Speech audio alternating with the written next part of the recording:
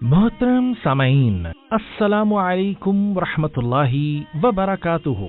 सीरतुन नबी सल्लल्लाहु तबारक व तआला अलैहि वसल्लम के इस बाबरकत सिलसिले में हम आप लोगों को एक मर्तबा फिर खुशामदीद कहते हैं। पिछली मर्तबा हमने ये बयान किया था कि जब कुरैश ने नबी करीम सल्लल्लाहु तबारक व तआला अलैहि वसल्लम को और हजरत अबू बकर सदीक रदियल्लाहु तआला अन्हु की तलाश के लिए हर तरफ अपने घोड़े दौड़ाए और इनाम का लालच दिया, तो कुछ लोग दोनों हस्तियों को ढूंढते ढूंढते गारे सौर तक पहुंच ही गए, जहां आप दोनों हजरात छुपे हुए थे। मुशरिकीन मक्का और मोहम्मद सल्लल्लाहु अलैहि वसल्लम के दरमियान सिर्फ चंद कदमों का अब फासला बाकी रह गया था। अबू बकर रदियल्लाहु तआला अन्हु ने हजूर अकरम सल्लल्लाहु अलैहि वसल्लम से सरगोशी की कि अगर इनमें से कोई भी शख्स अपनी नजरें ही सिर्फ नीची कर दे तो वो हमें यकीनन देख लेगा। आप सल्लल्लाहु तबारक व तआला अलैहि वसल्लम ने हजरत अबू बकर सदीक रदियल्लाहु तआला अन्हु को इत्मीनान और यकीन के साथ फरमाया,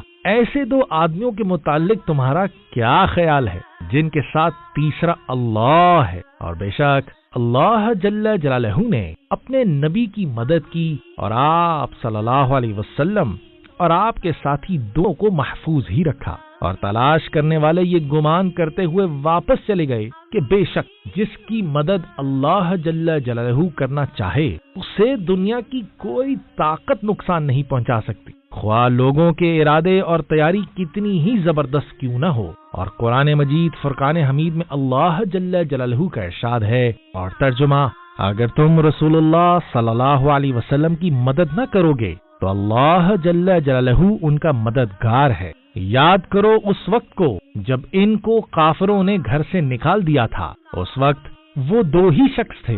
जब वो दोनों गार में थे, उस वक्त पैगंबर ने अपने साथी को तसल्ली दी कि गम न करो, अल्लाह हमारे साथ है। तो अल्लाह ने उन पर तस्कीन नाजिल की और उनको ऐसे लश्करों से मदद दी जो तुमको नजर नहीं आते थे, और काफरों की बात को पस्त कर दिया। और बात तो अल्लाह ही की ऊंची है और अल्लाह जबरदस्त हिकमत वाला है। मोहतरम सामीन, नबी करीम सल्लल्लाहु तबारक व तआला अलैहि वसल्लम और अबू बकर रदियल्लाहु तआला अन्हु 3 दिन तक गारे सौर ही में ठहरे रहे। इस दौरान अबू बकर रदियल्लाहु तआला अन्हु के बेटे अब्दुल्लाह बिन अबी बकर हर रात आपके पास आते और सुबह होने से पहले वापस चले जाया करते, और सुबह कुरैश के लोगों के साथ करते कि गोया वो मक्का ही में मौजूद थे। यूं वो हर रात नबी करीम सल्लल्लाहु तबारक व तआला अलैहि वसल्लम और अबू बकर सदीक रदियल्लाहु तआला अन्हु को कुरैश की सरगर्मियों की इत्तलात भी देते रहते थे।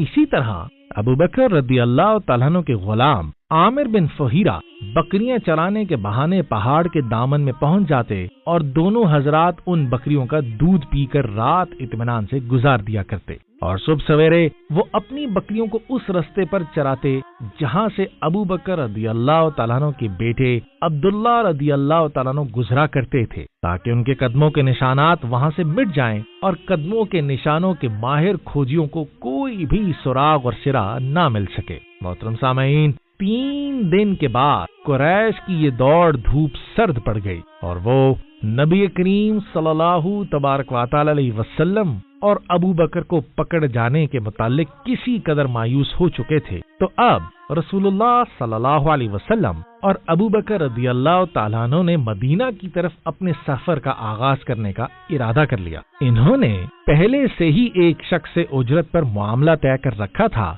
जो अरब के रस्तों का माहिर भी था। बस वो 3 रातों के बाद सवारियां लेकर गारे सौर पहुंच गया और बस वो सब वहां से रवाना हो गए। वो गाइड नबी करीम सल्लल्लाहु तबारक व तआला अलैहि वसल्लम और अबू बकर रदियल्लाहु तआला अन्हु को लेकर मदीना की तरफ ले जाने की बजाय यमन की तरफ ले गया और फिर साहिले समंदर का रास्ता उसने इख्तियार किया, जो कि मारूफ भी न था और वहां से काफिलों की आमदो रफ्त इतनी ज्यादा भी नहीं थी। लेकिन अभी खतरा मुकम्मल तौर पर टला नहीं था। मक्का के लोग अभी भी आप सल्लल्लाहु तबारक व तआला अलैहि वसल्लम की खोज में ही थे। सरदारान कुरैश ने आप सल्लल्लाहु अलैहि वसल्लम और आपके साथी के लिए जो इनाम रखा था, लोगों को इसका लालच अभी भी दिया जाता था। इन्हीं खोज लगाने वालों में से एक का नाम सुराका बिन मालिक भी था। सुराका बिन मालिक अपनी कौम के साथ एक मजलिस में बैठा हुआ था کہ اتنے میں ایک شخص نے آ کر کہا کہ اے سوراخا، میں نے ابھی ساحل کے پاس چند لوگ دیکھے ہیں، میرا خیال ہے کہ وہ محمد صلی اللہ علیہ وسلم اور ان کے ساتھی ہیں۔ سوراخا یہ بات بخوبی جان گیا کہ یہ محمد صلی اللہ علیہ وسلم ہی ہو سکتے ہیں، لیکن اس نے لوگوں کے سامنے اس بات کو بالکل ظاہر نہ کیا، بلکہ لوگوں کے ذہن سے یہ بات نکالنے کی بھی کوشش کرنا شروع کر دی۔ سوراخا نے اس شخص سے کہا کہ یہ وہ لوگ نہیں ہو سکتے، بلکہ تم نے فلاں اور فلاں کو شاید دیکھا ہوگا۔ کچھ ہی دیر بعد سوراخا بن مالک وہاں سے نکلا اور اپنے گھر جا کر لونڈی سے کہا کہ وہ اس کا گھوڑا لے کر ٹیلے کے پیچھے آ جائے۔ اس کی لونڈی نے ایسا ہی کیا۔